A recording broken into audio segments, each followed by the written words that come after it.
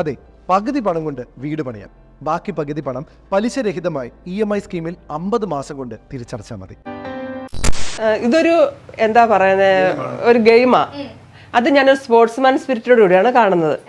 പിന്നെ ഒരു കോംബോ വരുന്നത് എന്തുകൊണ്ടും നല്ലതല്ലേ? കോംബോ ആണ് ഇപ്പൊ നിറഞ്ഞു പൊക്കോണ്ടിരിക്കുന്നത്.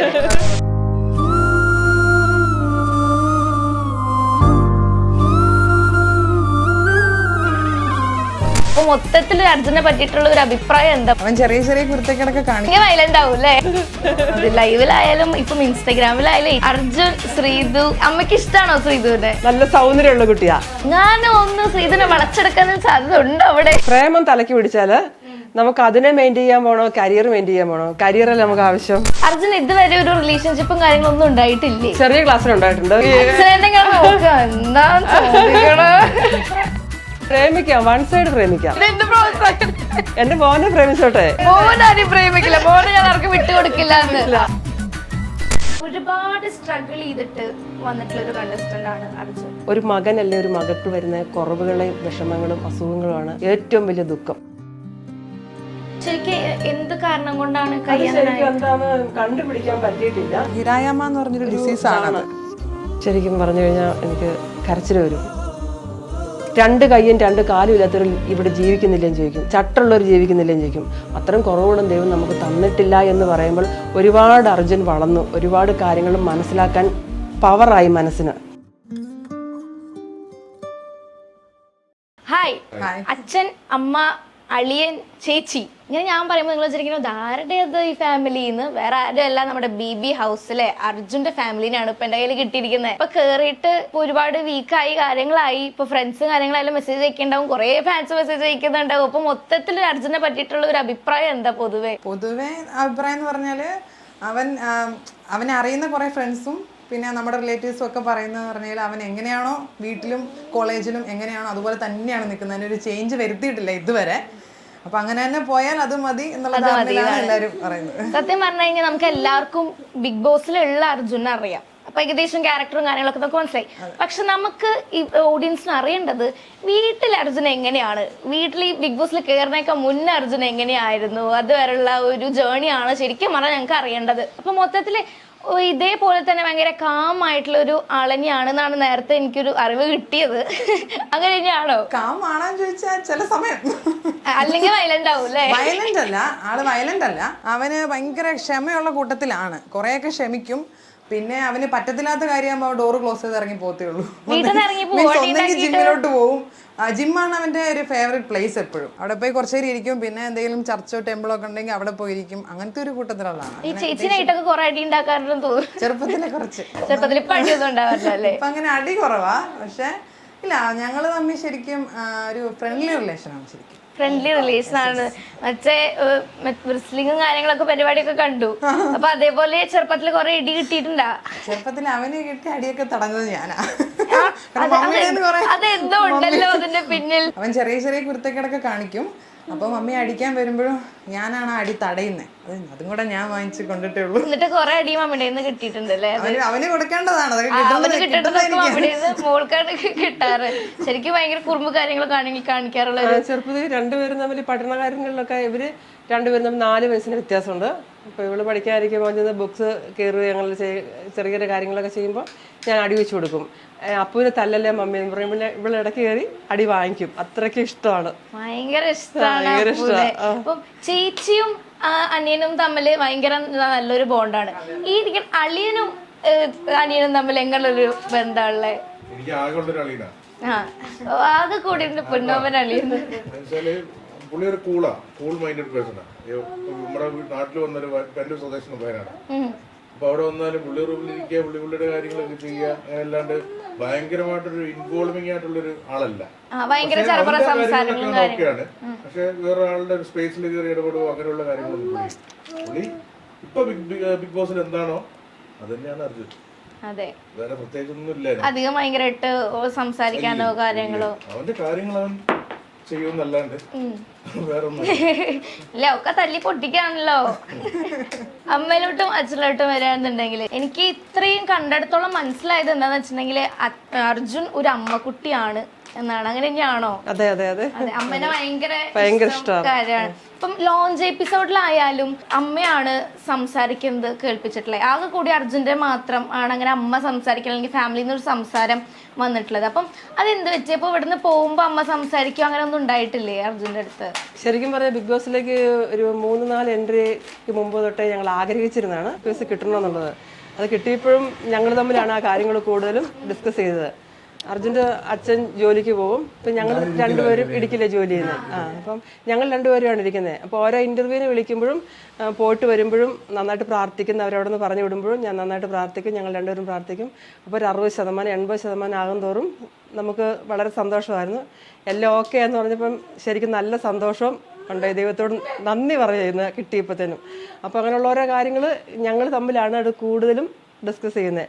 അത് പിന്നെ വിളിച്ച് മോളുടെ അടുത്ത് ഫോണിൽ വിളിച്ച് ചേച്ചിയുടെ അടുത്ത് പറയുക, അനിയൻ ഇങ്ങനെ കിട്ടിയിട്ടുണ്ട്, അങ്ങനെയുള്ള കാര്യങ്ങളെല്ലാം ഇവർ തമ്മിൽ ഡിസ്കസ് ചെയ്യും. ഒരുപാട് സ്ട്രഗിൾ ചെയ്തിട്ട് വന്നിട്ടുള്ളൊരു കണ്ടസ്റ്റൻ്റ് ആണ് അർജുൻ. നമുക്കതാർക്കും ശരിക്കും പറഞ്ഞു കഴിഞ്ഞാൽ ഫ്രണ്ട്സിനും അറിയില്ല എന്ന് പറഞ്ഞിട്ടുണ്ടായിരുന്നു. വീട്ടുകാർക്ക് ഭയങ്കര ക്ലോസ് ആയിട്ടുള്ള ആൾക്കാർക്ക് മാത്രമേ അറിയുന്നുള്ളൂ. ആ ഒരു സ്റ്റേജിൽ വെച്ച് സംസാരിക്കുമ്പോഴാണ് എൻ്റെ അടുത്ത സുഹൃത്തുക്കൾ വരെ അറിയുന്നതെന്ന് പറഞ്ഞു. അപ്പം ആക്ച്വലി എന്തായിരുന്നു അർജുനൊരു ഉണ്ടായത്? പെട്ടെന്ന് ഇപ്പോൾ പാരലൈസ് ആയി പോകാനുള്ള കാര്യങ്ങളൊക്കെ എന്താ ഉണ്ടായിരുന്നത്? അത് ശരിക്കും പറഞ്ഞാൽ രണ്ടാളെ വെച്ച് നോക്കുകയാണെങ്കിൽ ഇവർ രണ്ടുപേരും ചെറുപ്പം തൊട്ടേ നല്ല ബോഡി വെയിറ്റ് ഉള്ള കുട്ടികളായിരുന്നു. അതൊരു 9ാം ക്ലാസ് 10ാം ക്ലാസ് ഒക്കെ ആയപ്പോൾ നല്ല ബോഡി വെയിറ്റ് ആയപ്പം ജിമ്മിൽ കൊണ്ട് ആക്കി.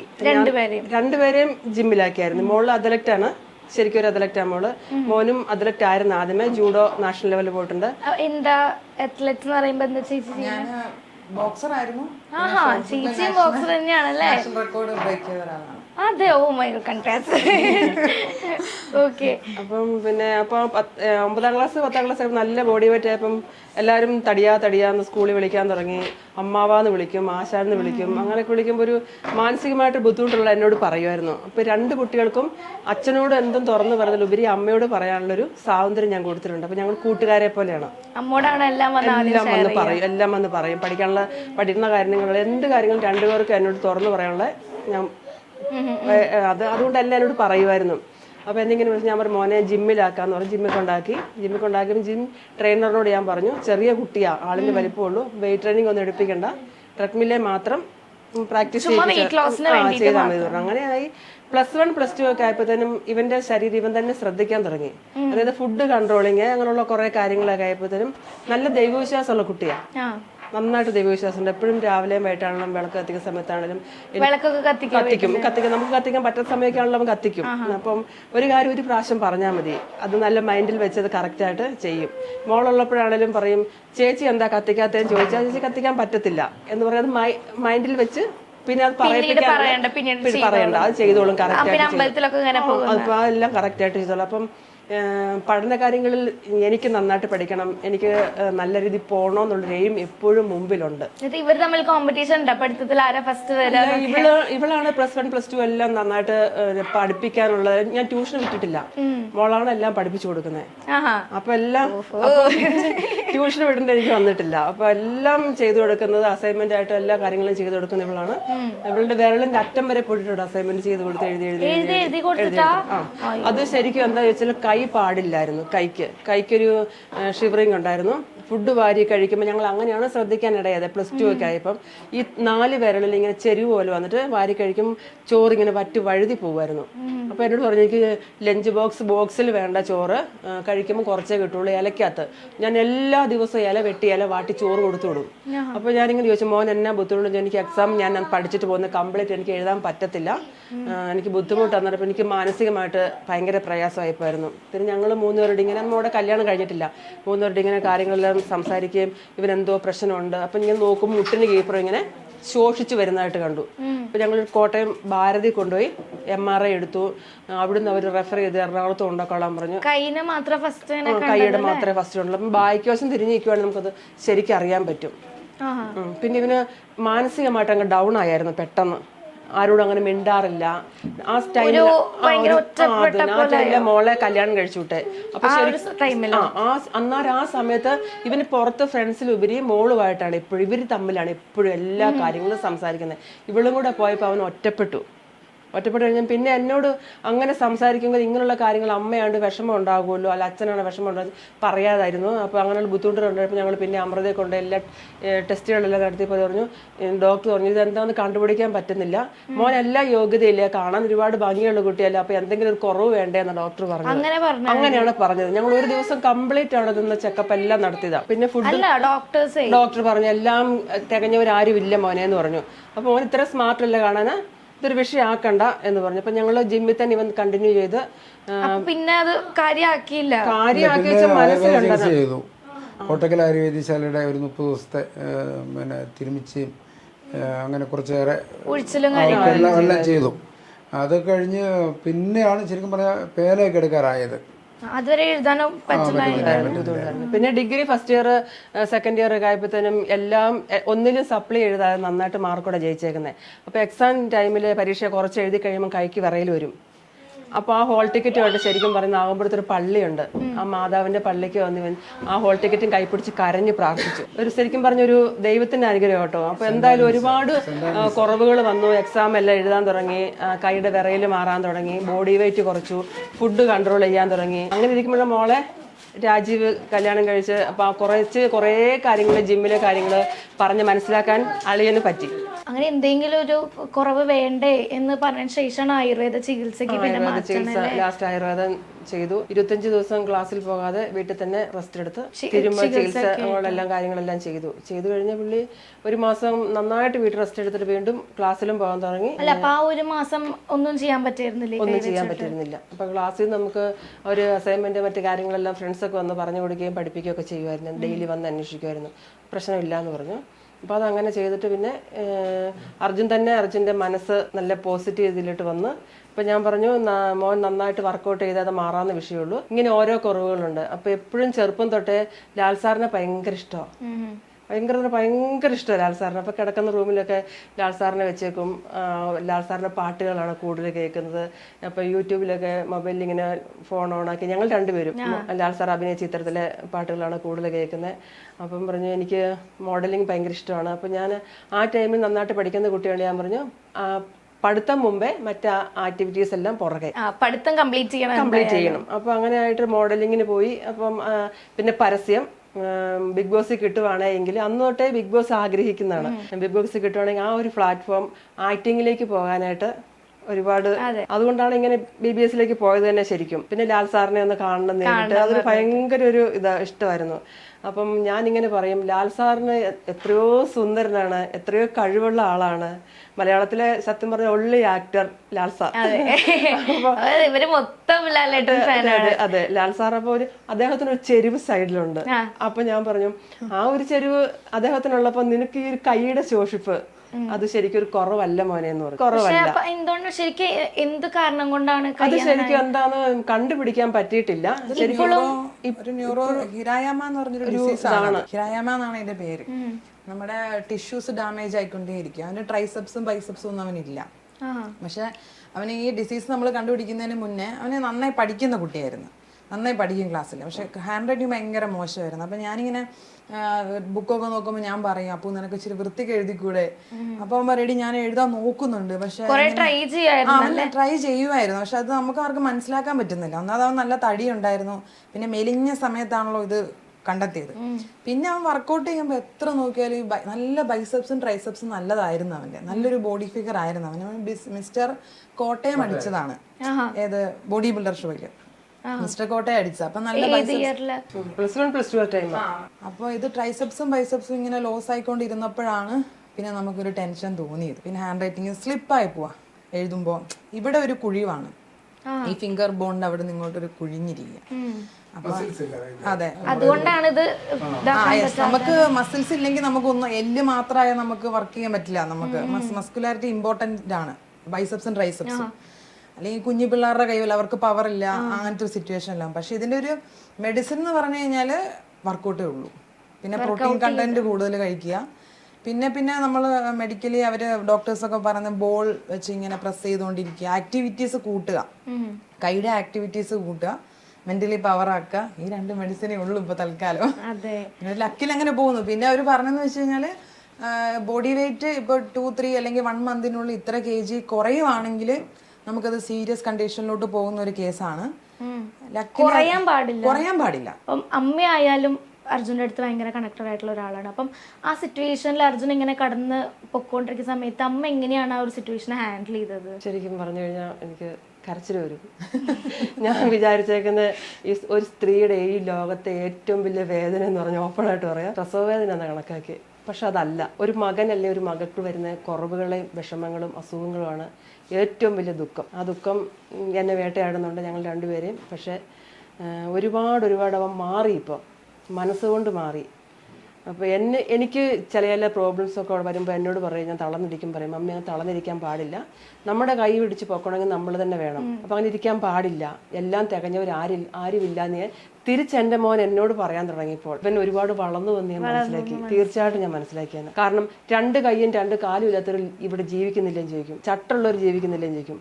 അത്രയും കുറവുകളും ദൈവം നമുക്ക് തന്നിട്ടില്ല എന്ന് പറയുമ്പോൾ ഒരുപാട് അർജുൻ വളർന്നു, ഒരുപാട് കാര്യങ്ങളും മനസ്സിലാക്കാൻ പവറായി മനസ്സിന്.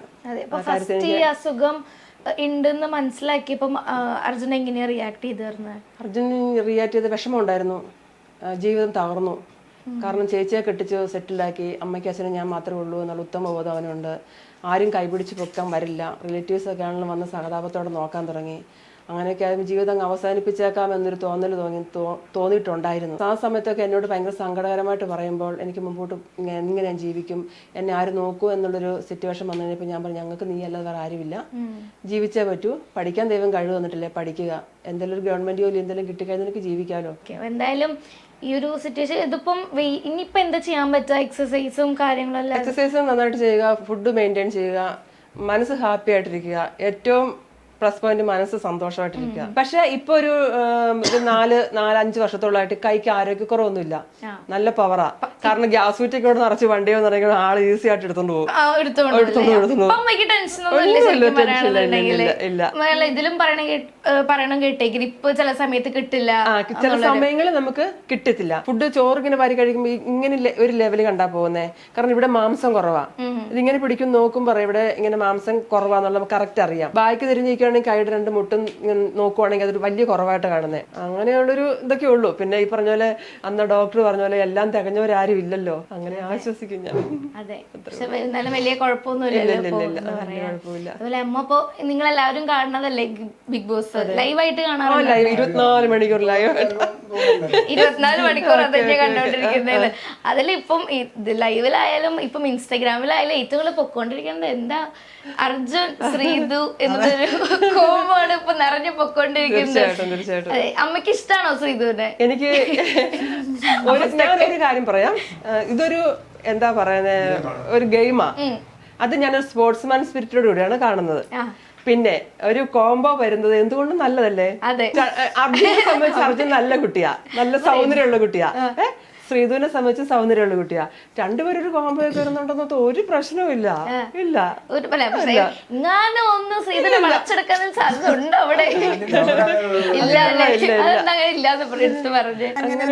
എന്താ പറയാ, ഒരു പ്രേമത്തിലോട്ട് പോവാനുള്ള ഒരു അങ്ങനെ ഒരു മൈൻഡ് ഇതുവരെ അവന് ഇഷ്ടമാണ്. അവന് ഇങ്ങനെ മോഡലിംഗ് ഫീൽഡ് ഒക്കെ ആണെങ്കിലും അവന് ഇഷ്ടം ഈ നാടൻ ടൈപ്പ് കുട്ടികളെയാ. അങ്ങനെ കുറച്ച് അടക്കം ഒതുക്കുക. ഇവൻ ഞാൻ വേറെ ഇപ്പൊ എന്തെങ്കിലും ഇട്ട് ഞാൻ പറയാം, എന്നോട് പറയാം എന്റെ അച്ചു നിനക്കൊന്നും ചേരത്തില്ല, അങ്ങനെ എന്തെങ്കിലും ഇടുന്നത് നീ ഇങ്ങനെ കോലം കെട്ടാന്നൊക്കെ എന്നോട് ഇടയ്ക്ക് അങ്ങനെ പറയും. അങ്ങനെ ആ സമയത്തൊക്കെയും എന്താ പറയാ, അന്നേരം നാടൻ ക്യാരക്ടറാ ചെയ്യുന്നെങ്കിൽ അവൻ പറയും അതാ നല്ലത്, നിനക്ക് ഇതാ രസം. അങ്ങനത്തെ ഒരു മൈൻഡാണ് ഇപ്പോഴും അവനെങ്ങനെയാ നടക്കാം.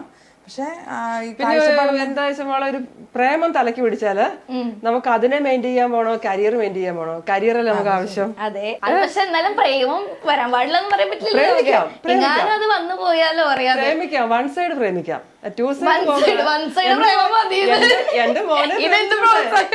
എന്റെ മോനെ പ്രേമിച്ചോട്ടെ. ഓ അങ്ങനെ പ്രേമിക്കില്ല, അതിനൊരു സമയമുണ്ട്, വരുമ്പോൾ വരട്ടെ. മോനെ കെട്ടിച്ചോടാനുള്ള ഉദ്ദേശമൊന്നും ഇല്ല. മോനെ കെട്ടിക്കുക എന്നുള്ളതല്ല, മോന് ബിഗ് ബോസിൽ നിന്ന് ഇറങ്ങി കഴിയുമ്പോ നല്ല 2-3 പടങ്ങൾ ചെയ്യണമെന്ന് വലിയ ആഗ്രഹമുണ്ട്. നമുക്ക് മിനി സ്ക്രീനിൽ നിന്ന് ബിഗ് സ്ക്രീനിലേക്ക് കാണാൻ ആഗ്രഹിക്കാത്ത അമ്മമാരില്ലല്ലോ. ഞാൻ ശരിക്കും പറഞ്ഞ ഞങ്ങൾ രണ്ടുപേരെയും പപ്പ അവധിക്ക് വരുമ്പോൾ ഞങ്ങൾ രണ്ടുപേരിക്കുമ്പോൾ നല്ല പടങ്ങൾ ലാൽ സാറിന്റെ വരുവാണെങ്കിൽ തിയേറ്ററിൽ പോയി കൊണ്ട് കാണിക്കും. അപ്പോൾ ഓരോ എൻഡ് വരുമ്പോഴും ഓരോ പുതിയ ന്യൂ ഫേസ് വരുമ്പോഴും ഞാൻ അവന്റെ അടുത്ത് ഇരുന്ന് പറയും, മോനെ ഇത് നീ ആയിരുന്നെങ്കിൽ ഒരുപാട് ആഗ്രഹിച്ചിട്ടുണ്ടാകും. എന്ത് നീ ആയിരുന്നെങ്കിൽ, ഈ കഥാപാത്രം നീ ചെയ്തിരുന്നെങ്കിൽ എന്ന് അമ്മ ഇമാജിൻ ചെയ്യാറുണ്ടോ അർജുന ഒരു കഥാപാത്രം? അപ്പൊ അങ്ങനെ ആഗ്രഹിക്കുമ്പോ നമ്മളൊരു ലവ് ട്രാക്കിൽ കൂടെ പോയി കഴിഞ്ഞാൽ ചിലപ്പോ അതായിരിക്കും മെന്റലി ഇങ്ങനെ, അത് ശരിയാവില്ല. നമുക്ക് നമ്മുടെ ഒരു ലക്ഷ്യമുണ്ട്, ആ ലക്ഷ്യത്തിൽ മോൻ എത്തിച്ചേരട്ടെ, എന്നിട്ട് ബാക്കി പിന്നീട് ആലോചിക്കാം. അങ്ങനെയാണ്. എന്നാലും അർജുൻ ഇതുവരെ ഒരു റിലേഷൻഷിപ്പും കാര്യങ്ങളൊന്നും ഉണ്ടായിട്ടില്ലേ? ചെറിയ ക്ലാസ്സിലുണ്ടായിട്ടുണ്ട്. ഒരു 9ാം ക്ലാസ് 10ാം ക്ലാസ് ഒക്കെ ഞാൻ തോന്നുന്നു ടൈമിൽ ഉണ്ടായിട്ടുണ്ട്.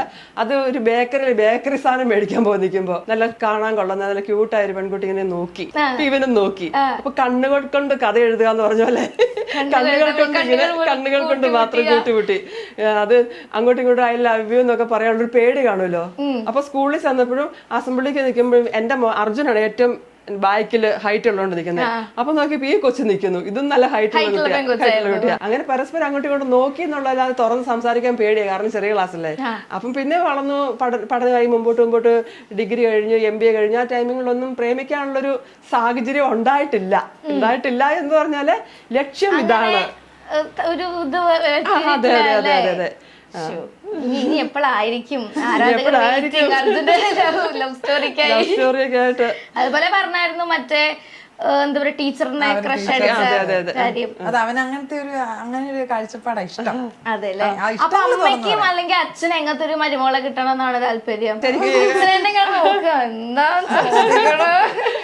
എനിക്ക് പൊതുവെ എല്ലാ പെൺകുട്ടികളും ഇഷ്ടമാണ്. പക്ഷെ എന്നാലും ഒരു നാടൻ പെൺകുട്ടി. അമ്മ അച്ഛനും നാടൻ പെൺകുട്ടിയുടെ ആളെന്നെയാണോ? അതെന്താ നാടൻ എന്ന് പറഞ്ഞ മീൻസ് അങ്ങനെയല്ല.